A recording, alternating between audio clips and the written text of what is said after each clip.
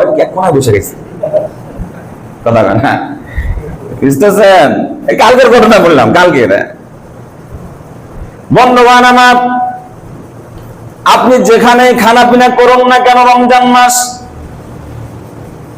আপনি চার দেওয়ালের ভিতরে খান না কেন, পানাহার করুন না কেন, যেখানে আপনি বসে বসে মনে করতেছেন কেউ নাই, বলেন তো দেখি ওখানে কে আছেন? তিনি কে?